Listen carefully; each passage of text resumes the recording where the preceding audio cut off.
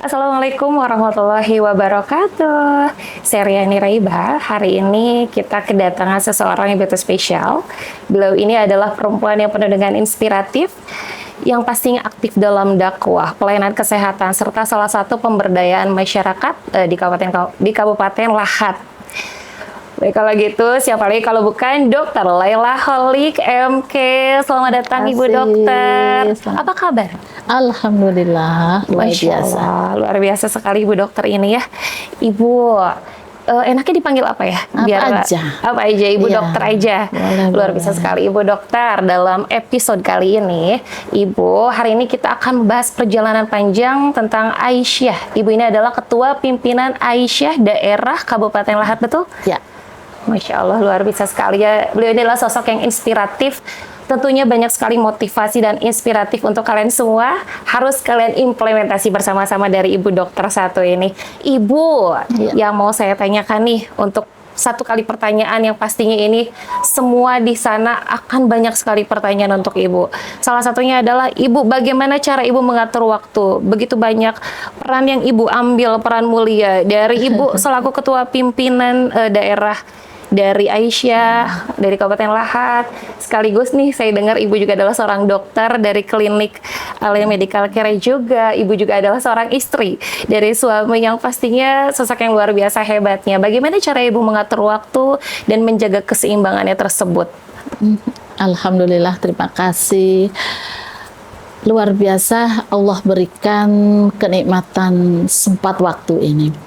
Karena memang hari demi hari padat aktivitas, mulai harus mimpin Aisyah, mimpin klinik, kemudian satu lagi ada di tim penggerak PKK Kabupaten. Ini tidak mudah, tapi alhamdulillah hingga hari ini Allah masih berikan berkah, kerahmatan, sehingga waktu setiap hari bisa terisi dengan kegiatan positif.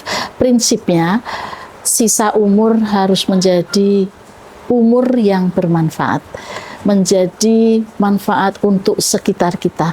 Karena kata Rasulullah, manusia yang paling baik adalah manusia yang menjadi manfaat untuk sekitar. Dan ini saya sangat syukuri Allah berikan beban amanah bukan kecil memimpin Aisyah se-Kabupaten Lahat dan tim penggerak PKK serta memimpin klinik. Tapi Allah beri saya kekuatan, mungkin doa orang banyak, sehingga hari demi hari walaupun dari pagi sampai hingga malam Allah berikan pekerjaan ini. Alhamdulillah hingga saat ini masih dimampukan menyelesaikan semuanya. Alhamdulillah. Masya Allah, luar biasa sekali ya. Benar kan? Sosok yang penuh dengan inspiratif. Ibu Dokter, Ibu Dokter nih, kalau boleh saya tahu, selaku Ketua Pimpinan Daerah Aisyah Kota Lahat, apakah ada tema tersebut untuk Aisyah Kota Lahat? Ya, tahun ini Alhamdulillah Aisyah sedang bermilad ke-109, umur yang tidak muda lagi.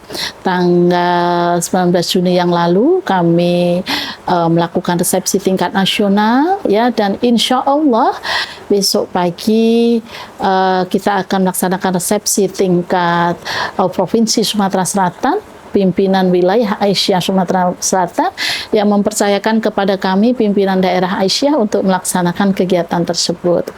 Jadi tema tahun ini cukup agak dahsyat ya, karena ini pas dengan kondisi kita saat ini, yaitu tema Milad Aisyah yang ke-109 adalah memperkokoh dakwah kemanusiaan untuk menuju ke mewujudkan perdamaian. Nah, ini jadi kata perdamaian itu yang agak sulit di zaman ini ya. Ini yang menjadi tema secara nasional, dan kami kerjakan dari pimpinan pusat sampai turun sampai ke pimpinan lanting. Oh, luar biasa sekali ya.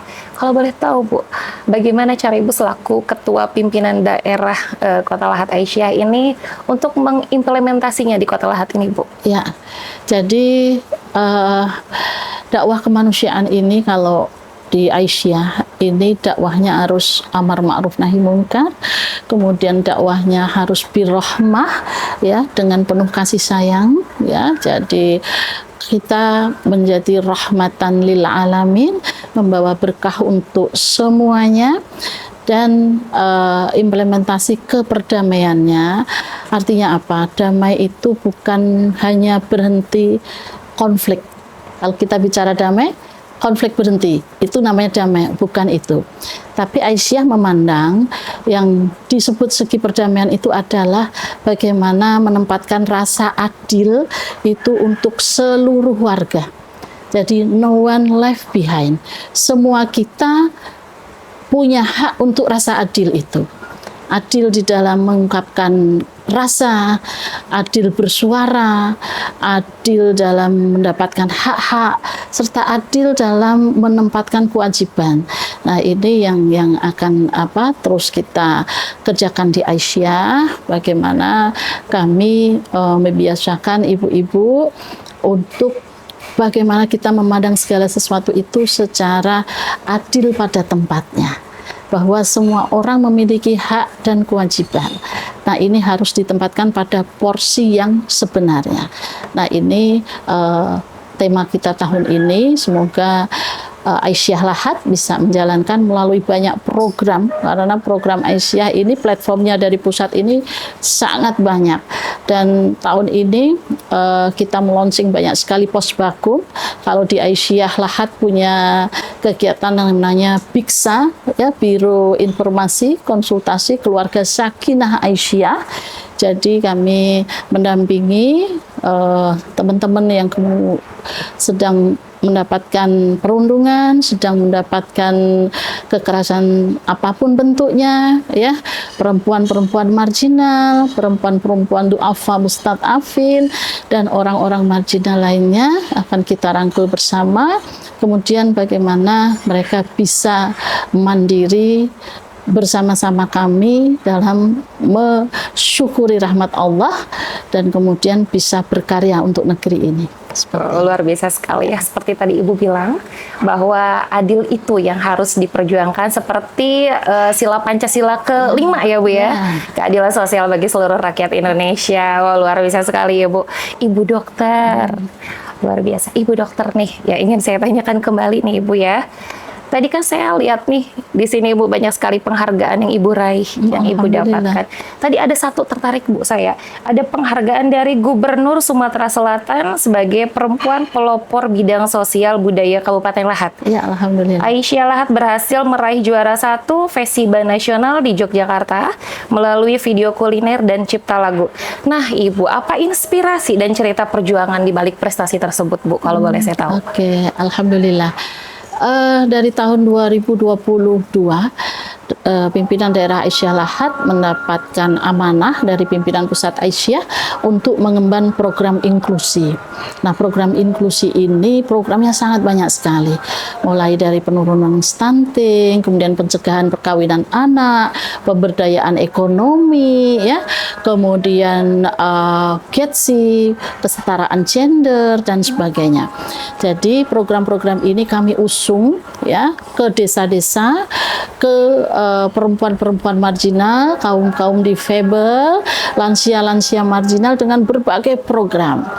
Dan Dinas Pemberdayaan Perempuan dan Anak tanpa sepengetahuan kami, ya, rupanya selalu mempelajari, melihat, kemudian beliau menelpon katanya akan mengusulkan untuk mendapatkan penghargaan. Alhamdulillah. Artinya apa? Kita melaksanakan ini dengan ikhlas, tulus, hanya ingin mendapatkan ridho Allah saja, ingin mendapatkan tempat terbaik nanti ketika Allah panggil, itu saja sebenarnya niatnya. Tapi ketika ada reward dari pemerintah, penghargaan-penghargaan itu hanya bonus saja, bonus di dalam melaksanakan seluruh program. Artinya apa? Berarti ada yang melihat apa yang kita kerjakan. Semoga semua yang sudah kami kerjakan, ya, di desa-desa mendampingi perempuan-perempuan marginal, kaum du'afa mustad'afin, lansia-lansia. Semoga ini menjadi berkah untuk semuanya, dan penghargaan itu sebuah tolak ukur sebenarnya ya, tolak ukur dari pencapaian-pencapaian yang sudah kita kerjakan. Ini tentang apa namanya penghargaan tadi, dan ini sangat kita syukuri. Ibu selaku Ketua Pimpinan Daerah Aisyah Kota Lahat, boleh tahu apakah ada rencana ke depannya nih yang sedang direncanakan selaku Ketua nih untuk Aisyah Lahat? Rencana ke depan sangat banyak sekali. Moga-moga Allah masih berikan umur panjang, Amin, amin ya Allah. umur sehat. Amin, Karena amin, apa? amin, ya Panjang Allah. tidak sehat tidak bisa. Benar-benar mengerjakannya. betul sekali ya Bu ya. Dan punya kesempatan untuk lebih mengapresiasikan apa-apa yang sudah menjadi platform pimpinan pusat Aisyah ke lapangan. Terdekat yang ingin segera kami buat adalah PKBM dan Posbakum. PKBM Pusat Pembelajaran Masyarakat yang non formal ya, untuk menampung saudara-saudara kita yang tidak bisa sekolah secara formal, yang tidak bisa mendapatkan ijazah secara formal. Insya Allah ini sudah kami rintis dan tinggal gongnya saja. Kemudian yang kedua Posbakum. Posbakum ini PR besar kita karena sudah ada kasus yang harus kami dampingi. Ketua Majelis Hukum dan HAM Pimpinan Daerah Aisyah Lahat, kebetulan juga sarjana hukum ya. Kemudian kami sudah pelatihan paralegal. Nah, mimpi kami terbesar adalah segera ada Posbakum Aisyah di Kabupaten Lahat. Posbakum Aisyah ini sama dengan Posbakum Aisyah se-Indonesia, diberikan secara gratis kepada seluruh yang membutuhkan. Jadi ini mimpi terbesar ke depannya. Dan mimpi lainnya tentunya program-program yang kemarin sudah kita kerjakan, pemberdayaan ekonominya, pencegahan perkawinan anaknya, kemudian penurunan stuntingnya, kemudian program-program kesehatan yang lain, kesehatan reproduksi perempuan dan lain-lain, itu terus akan dikerjakan seperti itu. Wah, sepertinya Ibu dokter ini ya, sedikit aja waktunya dalam kesibukan ini pasti aja banyak sekali yang telepon ya Ibu ya, karena orang penting itu emang sangat dibutuhkan di mana-mana. Masya Allah, luar biasa. Ibu dokter, kita main mitos fakta ya Bu ya. Siap Bu? Siap. Ibu, perempuan aktif berorganisasi akan mengurangi perannya dalam keluarga. Menurut Ibu itu mitos atau fakta? Mitos. Kenapa tuh Bu? Karena yang tidak aktif juga banyak yang tidak bisa memaksimalkan perannya di dalam keluarga. Tinggal bagaimana kita bisa memanage semuanya dengan baik-baik saja. Pengertian suami, pengertian anak, pengertian keluarga itu hal yang sangat harus menjadi pertimbangan-pertimbangan. Wow, luar biasa sekali jawabannya. Banyak sekali insight yang harus kita dapatkan nih para sobat podcast semuanya. Ibu dokter, dakwah hanya bisa dilakukan lewat ceramah aja. Itu mitos atau fakta, Bu? Mitos. Kenapa? Karena dakwah itu bisa dikerjakan dengan banyak hal. Dan di Aisyah itu ceramah ada tetap ya. Tapi hablum minallah, hablum minanas itu harus seimbang. Ciri perempuan berkemajuan Aisyah salah satunya itu wasotiyah, tengahan. Jadi bagaimana kita bisa menempatkan diri. Jadi kalau di dalam dakwahnya Aisyah tidak melulu pakai ceramah saja, tapi mencontohkan hal-hal baik, mengurusi lansia miskin, mengurusi para pemulung. Kami punya komunitas namanya komunitas tukang becak dan pemulung. Nah, itu yang namanya dakwah nyata ya, dakwah bilhal, dakwah bil lisan. Yang penting dikerjakan dengan kasih sayang, menyentuh kasih sayang, itu yang terpenting. Jadi dakwah itu bisa dilihat dari gestur kita, memberi kebahagiaan kepada orang lain. Kita datang orang bahagia, itu sebuah dakwah.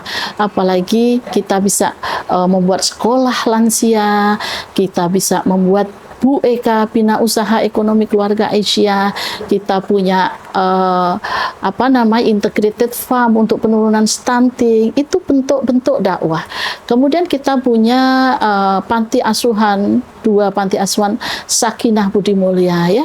Dua-duanya itu adalah lahan dakwah. Jadi tidak perlu berceramah, tapi bagaimana kami menyayangi anak panti, orang bisa melihat, oh Aisyah bergerak, oh Aisyah berdakwah. Jadi berdakwah tidak melulu harus dengan ceramah, tapi tunjukkan bahwa kita sedang dalam tugas sesuai Az-Zariyat 56, wa ma khalaqtul jinna wal insa illa liya'budun, bahwa kita ada di dunia ini hanya untuk ibadah. Ibadahnya bentuknya apa? Ya semua tadi yang disebutkan, semua yang kita kerjakan itu adalah dakwah, seperti itu. Ya, betul tadi kata Ibu, perempuan berkemajuan adalah salah satunya adil, dan pastinya juga aksi, sosialisasi, dan kepedulian. Betul ya Ibu ya? Ya. Luar biasa sekali. Ibu, organisasi yang sudah berusia 109 tahun itu bukan angka yang sedikit ya Bu ya? Betul nggak sih? Nah, itu sulit nggak sih Ibu mengikuti perkembangan zaman? Itu mitos atau fakta? Insya Allah tidak sulit, asal ada kemauan. Betul Ya. sekali ya. Kalau saya bilang itu mitos. Semakin tua, santan kan semakin kental. Kelapanya, santannya semakin kental. Semakin banyak pengalaman, semakin mengerti bahwa oh kemarin-kemarin kita evaluasi program kita yang ini kendalanya sini, kita sudah bisa cari solusi kendala-kendala tersebut. Sehingga semakin tua, maka insya Allah kita semakin bisa mengatasi hambatan yang ada. Dan semakin tua umurnya, pasti ya, saya lihat ya, alhamdulillah syukur ya, saya berada di Aisyah nih, saya itu bangga berAisyah ini. Jadi itu kalau bercerita tentang Aisyah ini, platform program dari pimpinan pusat itu selalu amazing, saya bilang. Ya, dakwahnya selalu berkemajuan. Ini beberapa hari ini kami Zoom mengenai pendidikan inklusif. Bayangkan kita se-Indonesia, Aisyah sedang memikirkan bagaimana anak-anak berkebutuhan khusus bisa sekolah di sekolah umum punyanya Aisyah. Jadi sekolah Aisyah menerima seluruh anak berkebutuhan khusus, didampingi psikolog, didampingi guru-guru khusus yang dilatih. Nah, ini beberapa hal yang saya bilang, semakin tua umur, maka insya Allah kita bisa lebih mengapresiasikan program-program kita lebih baik, insya Allah. Insya Allah, amin amin rabbal alamin. Ibu, ngomong-ngomong soal perempuan berkemajuan, berarti perempuan yang meninggalkan nilai-nilai tradisi dan keluarga itu mitos atau fakta? Mitos juga ya, karena perempuan berkemajuan itu tidak meninggalkan nilai tradisi. Tradisi itu menjadi ruh. Beberapa waktu yang lalu kami ikut lomba festival, kita angkat tradisi, tidak masalah. Yang penting tidak bertentangan dengan Al-Quran dan hadis. Tradisi-tradisi yang bertentangan dengan Al-Quran dan hadis itu memang Muhammadiyah dan Aisyah dalam visinya adalah menciptakan masyarakat Islam yang sebenar-benarnya, sehingga inilah dakwah kami ke arah situ.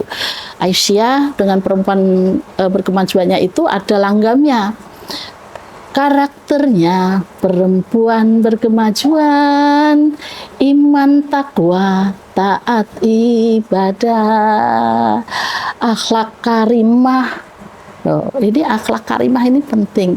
Kalau kita sudah berakhlak karimah, akhlak yang baik, maka insya Allah tradisi bentuknya apapun bisa kita angkat asal tidak menyalahi Al-Quran dan hadis. Terakhir ada 7 karakter perempuan kemajuan ya, akhlak karimah, kemudian wasotiyah, kemudian terakhir amal soleh, inklusif sifatnya.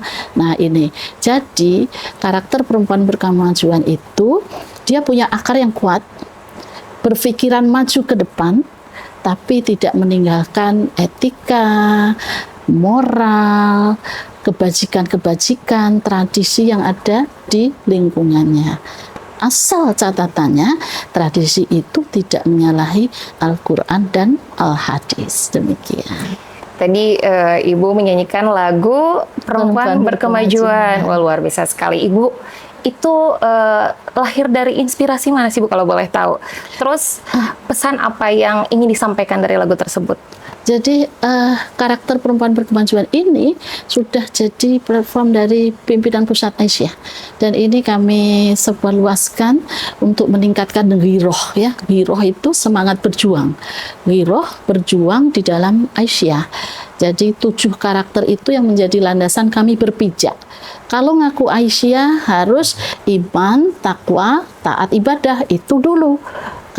Kalau Aisyah tidak iman, tidak takwa, taat ibadah, bohong, tidak boleh. Harus ini dulu. Baru sifat-sifat yang lain, akhlak karimah, ya, tajdid itu pembaharuan. Terus melakukan pembaharuan, tapi tidak menyalahi Al-Quran dan As-Sunnah. Pembaharuan diperkenankan, itu yang disebut berkemajuan tadi. Dulu kita tidak kenal laptop, sekarang kenal laptop. Dulu nggak pernah podcast, sekarang podcast. Seluruh dakwah Aisyah pimpinan pusat podcastnya keren-keren semuanya. Nah, ini yang disebut perempuan berkemajuan. Akarnya harus kuat, tapi cara berpikirnya harus ke depan, seperti itu. Makanya ini kami dengungkan terus ke anggota-anggota Aisyah supaya mereka mempunyai karakter kuat, ya, secara pribadi Islami, secara kewajiban kita sebagai manusia terhadap Allah, tapi kita berpikiran maju ke depan, tidak kolot, tidak berpikiran mundur ke belakang, terus melihat kemajuan-kemajuan literasi di sekitar kita, dan insya Allah akan menjadi perempuan-perempuan yang memang dibutuhkan di saat ini, seperti itu. Ibu dokter, luar biasa sekali. Sebelumnya terima kasih Ibu sudah mau membagi ilmunya dan inspirasinya untuk kita semua, tentunya buat sobat podcast semua yang ada di sana. Ibu, apakah ada harapan dan pesan untuk perempuan berkemajuan untuk di tengah masyarakat? Ya, untuk perempuan-perempuan Aisyah yang kami punya slogan perempuan berkemajuan, pesannya adalah teruslah menjadi perempuan-perempuan handal, perempuan-perempuan yang dikasihi oleh keluarganya, perempuan-perempuan yang menyayangi sekitarnya, perempuan-perempuan yang inklusif, ya. Harus, karena berkemajuan itu harus inklusif. Lihat saudara-saudara kita yang lain selalu bersyukur di dalam hati, kemudian berusaha bahagia dan membahagiakan. Itu prinsipnya. Jadi dalam berdakwah, amar ma'ruf nahi mungkar, ayo kita terus maju berkembang, selalu membahagiakan orang lain, tapi ingat kita punya karakter dasar, kita harus punya keimanan, ketakwaan, taat ibadah, amal soleh. Itu terpenting, ya. Kemudian kita bergerak maju ke depan, bergandengan tangan, ya, supaya kita bisa menegakkan ajaran Islam yang sebenar-benarnya. Masya Allah, luar biasa sekali. Terima kasih Ibu Dokter sudah memberikan motivasi, inspirasinya luar biasa, dan pastinya tentunya buat semua sobat podcast yang ada di sana, kita implementasi bersama-sama dari semua yang sudah Ibu Dokter bagikan kepada kalian semua. Dan dari sini Ibu, dari cerita Aisyah, saya belajar bahwa dari semua gerakan besar, bukan hanya dari gagasan aja, tapi juga dari kepedulian dan aksi nyata. Ibu boleh nggak kasih kata-kata mutiara untuk kita tutup nih hari ini, Ibu? Kasih kata-kata mutiara untuk perempuan dari perempuan, tentunya dari Dr. Laila Holik MKes. Oke, hidup itu indah. Jadi sisa umur harus dibuat indah. Bagaimana mengindahkan sisa umur? Maka manfaatkan sebaik-baiknya sisa umur ini dengan hal-hal yang bermanfaat. Bahagiakan sekitar kita. Mari kita bagi kebahagiaan. Mari kita cerahkan lingkungan kita. Dan mari kita merangkul sesama kita. Supaya kita bisa menjadi pribadi yang bahagia dan membahagiakan. Terima kasih. Terima kasih semuanya. Saya Riani Raiba dan Dr. Laila Holik MKes, pimpinan daerah Aisyah Lahat.